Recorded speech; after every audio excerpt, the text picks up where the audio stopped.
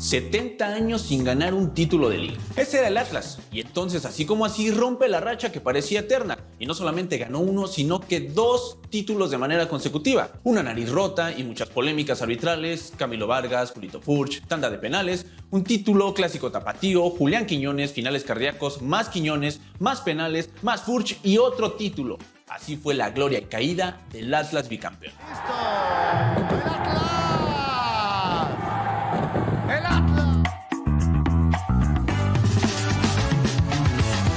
Hasta antes del bicampeonato, la última y única vez que Atlas había disputado una final de liga fue en el verano de 1999, un equipo histórico dirigido por Ricardo Lavolpe, que sin embargo no fue capaz de coronarse en una de las finales más emocionantes de la historia. Tras ese subcampeonato, Rafael Márquez, que tenía 20 años de edad, fue comprado por el Mónaco de Francia, de manera que para sustituirlo llegó procedente de Argentinos Juniors Diego Martín Coca. El buen juego y el buen fútbol, y eso lo caracterizó al Atlas. Yo creo que hay que respetar las historias de los equipos y hay que tratar de que uno a los lugares que le toca ir, respetarle y tratar de inculcarle. La cosa no funcionó. Bueno, sí funcionó. Fue un buen jugador como central, pero no funcionó para el Atlas, que después de esa final no pudo regresar a una. El equipo de a poco perdió la potencia y tanto Lavolpe como Coca se marcharon en 2001, aunque ambos para algún día volver. Pasaron 20 años más en los que Atlas alcanzó cierto protagonismo en algunos momentos muy específicos, pero muy específicos. La mayor continuidad y regularidad la tuvieron bajo el mando de Tomás Boy, pero tampoco lograron llegar a la final. La segunda etapa de Ricardo Antonio en 2009 nos la saltamos porque no fue buena, como no lo era casi nada en el Atlas. Entonces entrenadores desfilaban por el equipo. Tras la salida del último ciclo de Boy en 2015, que duró 3 torneos, dirigieron Gustavo Matosas, Gustavo Costas, el Profe Cruz, Rubén Romano, Gerardo Espinosa, Guillermo Hoyos, Leandro Cufré y Rafael Puente, además de uno que otro interino. Y fue así que para agosto de 2020 se anunció la llegada de Diego Martín Coca para tratar de medio salvar al siempre medio naufragado barco atlista. Muchísimas gracias, ahí me escuchan bien. Bueno, agradecido Pedro por las palabras y la verdad quería... Y la realidad es que nadie esperaba nada distinto. 6 meses, 9 meses y al técnico que sigue. Pero ni los rojinegros en sus mejores sueños, ni los chivermanos en sus peores pesadillas, ni la atlista que ustedes me digan, imaginaban lo que estaba por ocurrir. Soy hijo del papá. Aunque antes ya con Coca al mando pasó algo que sí imaginábamos todos, pues para el cierre del ciclo 2021, el equipo quedó en penúltimo lugar de la tabla porcentual, por lo que tuvieron que pagar una multa de 70 millones de pesos, tan solo un semestre antes del primer campeonato.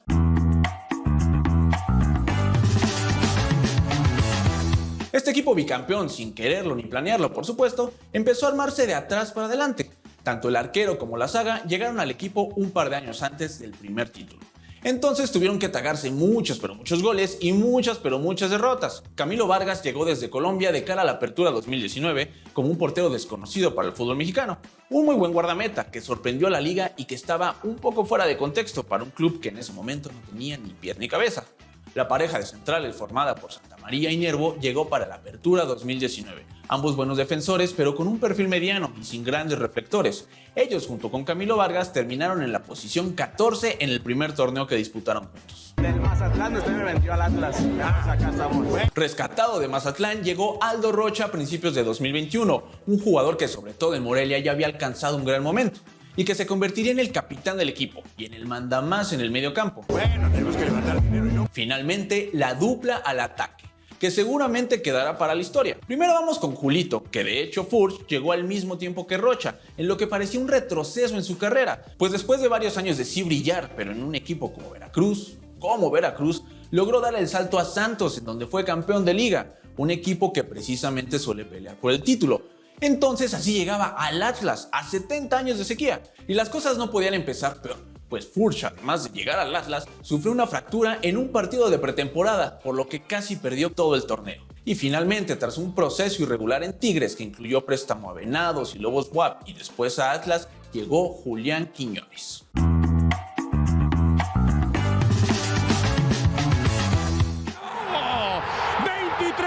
5 meses, 23 días, 8.575 días, 205.808 horas. Para el inicio de la apertura 2021 ya sabíamos que ese 2021 traía bastante jiribilla, pues durante el primer semestre el gran hermano de burlas de Atlas, el Cruz Azul, se había coronado tras 23 años de espera. Apenas la tercera parte de sequía que el Atlas, pero la máquina un equipo de mucho más convocatoria. En fin, el torneo empezó y Atlas pues ahí la llevaba. Pero fue a partir de la segunda mitad del campeonato que bajita la mano se empezó a afianzar en los primeros lugares. Pero la realidad es que nadie le creía a este equipo. Bueno, ¿y por qué habríamos de creerle al Atlas? En la jornada 12 jugaron el clásico tapatío. Aldo Rocha cobró un penal a Lopanenka y se le detuvo un poco el corazón cuando vio que Gudiño reaccionó, pero el balón terminó por entrar. Rocha se llevó las manos a las orejas, los atlistas festejaron con todo y entre otras cosas Molina y Chicote no soportaron mucho, así que hubo empujones, insultos y tarjetas. El partido terminó con la victoria para la Academia y tras esa jornada se hicieron del segundo lugar general, una posición que ya no soltaron en todo el campeonato. Los reflectores estaban sin embargo puestos en el América de Solari, que finalizó líder con 35 puntos, 6 más que el Atlas, pero los de Cuapa se toparon con los del Pedregal y con Alan Mozo, y así fue como el 11 eliminó al 1 en los cuartos de final, pero aún así nadie creía en el Atlas.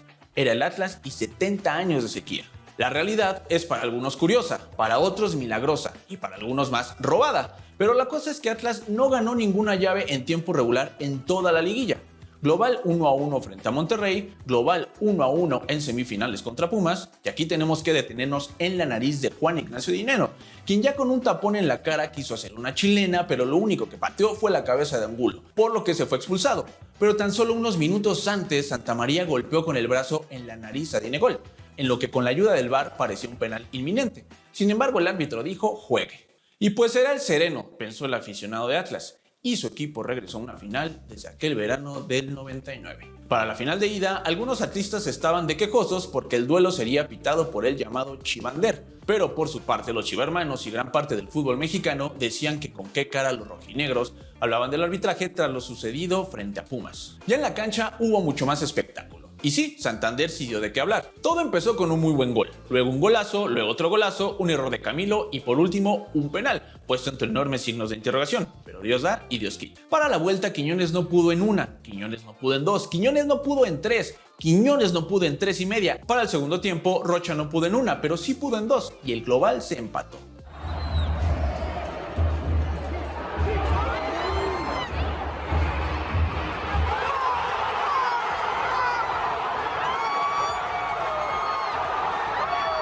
Atlas se le fue encima a León y hubo una jugada para creer que todo esto era una maldición y que no se iba a acabar.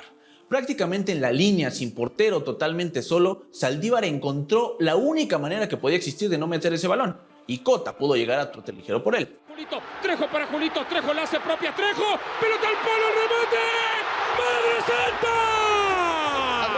¡Saldívar, Madre Santa de todos los dioses, increíble! Gigliotti se fue expulsado, adiós a la maldición. Elías solo frente a Camilo, maldición. Camilo hace un atajadón, adiós a la maldición. Navarro falla, definitivamente adiós a la maldición. Viene Rocha, capitán y cobrador oficial de los penales, para ponerse al frente y ganar confianza y encaminarse hacia la victoria. Llega Rocha al disparo, ¡palo! Maldición. Anota León y ahora viene caminando desde el círculo central el número 6, Saldívar, el que no pudo frente a la raya, va a disparar un penal. Tira, Cota toca la bola, pero ¿qué creen? Gol. Es imposible ya saber si hay o no maldición. Tecillo y Trejo anotan, vienen los novios, viene Chapito y llega Camilo. La definición en las voces de dos atlistas de cepa y en los pies de Julito Furch. Julio Furch se perfila de derecha. Sobre sus espaldas la gran responsabilidad de acabar con la maldición. Gente expectante, aquí se resuelve todo. Viene la jirafa, bailotea Cota, prepara, punta.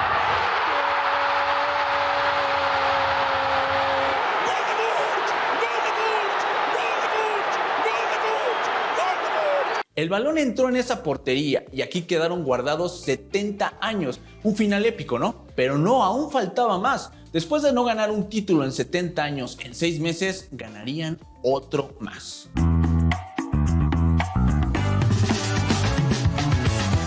La temporada regular fue igual, incluso ya con el título nadie le creía a este Atlas, terceros generales y una liguilla de locura. Primero, adiós a Chivas. Jeremy Márquez hizo doblete en la ida y Chicote, ya sin el pelo azul, acortó, pero en la vuelta Chalá selló el pase de Atlas a semis. En el primer partido otra vez Julito, otra vez penal, misma portería, mismo lado, mismo susto que el de Rocha al creer que casi falla, pero gol.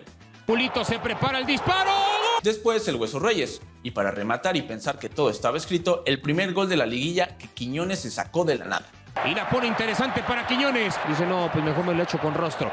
Lo persigue, lo observa y gol, enganchó. Sigue Quiñones, abre espacio. ¡Golazo! ¡Gol!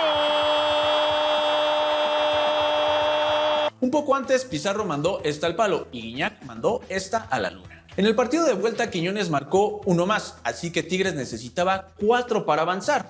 Pero Cruz Azul ya había sido campeón, Atlas ya había sido campeón, así que cualquier cosa podía pasar, y pasó. Los felinos hicieron esos 4 goles, que su penal, que su volea, que su otro penal y que su cabezazo trompicado. Pero a César Arturo no le bastaban 2 penales, así que tras ir al VAR marcó un tercero, pero esta vez a favor del Atlas. Por más que Nahuel hacía por llorar y llorar, el disparo tuvo que llegar, y Rocha lo tiró de manera impecable. Entonces Atlas otra vez en la final, ahora frente a Pachuca.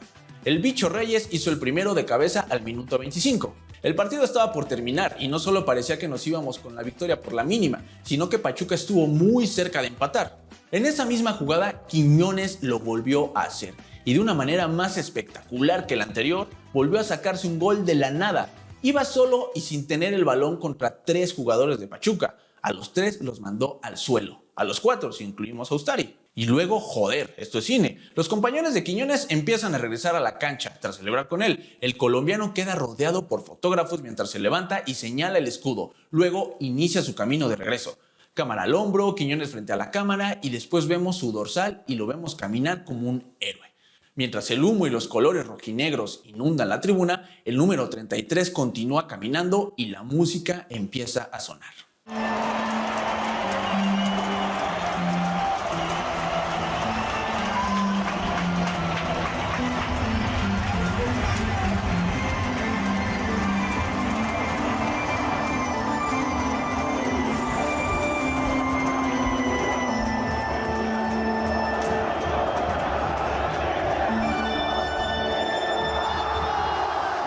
Para la vuelta, nada épico pasó. Pachuca ganó 2-1, no le alcanzó, 3-2 en el global a favor de Atlas, así que Atlas bicampeón.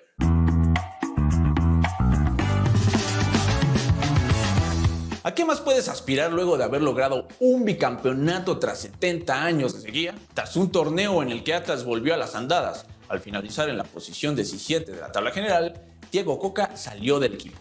El ciclo está cerrado y lo mejor es renovar, dijeron tanto el técnico como el club. Así que después de 70 años, el único técnico que te da no solo uno, sino que 2 títulos, y tras una mala campaña, lo mejor fue renovar. El caso es que unas semanas después, Coca fue anunciado como nuevo entrenador de Tigres, en el que solo estaría unos meses para ir a la selección, en la que solo estaría unos meses también. Quizá aún no era tiempo de renovar. Güey, si no han echado al Malayo. ¿Quién es el pendejo del Atlas? A la escuadra rojinegra llegó Benjamín Mora, quien a pesar de las dudas de Martinoli, concluyó su primer torneo en el que entró a reclasificación, eliminó a Cruz Azul, quien elimina a Cruz Azul, aunque luego cayó en cuartos de final ante Chivas. Tampoco es que Chivas en la época color sea el supercampeón, pero sí solía ser el gran verdugo de Atlas, por lo que las cosas parece que volvieron a su orden normal. El fin simbólico de esta era dorada para el Atlas terminó por sellarse en el verano de 2023, pues 2 de sus más grandes rostros del bicampeonato, los 2 goleadores, los 2 que aparecieron en sendas liguillas, los 2 que con anotaciones en momentos importantes y trascendentales lograron los 2 títulos, en fin, ellos 2 salieron del equipo. Primero se anunció la partida de Quiñones al América y tan solo 2 semanas después la de Furch a Brasil. Y así como así, diría Forrest Gump, la caída del Atlas bicampeón se hizo oficial. La historia terminó con Coca y un episodio bastante desafortunado para él, en el que se quedó como el perro de las 3 tortas y con 2 ciclos fugaces en Tigres y selección, y que a diferencia de lo que dijo al irse del Atlas, no los pudo terminar. Furch ya en la recta final de su carrera partió a Santos de Brasil. Quiñones salió rumbo a Cuapa a romperla, ¿o no? La parte baja de Atlas fue la primera en llegar y quizás sea la última en irse.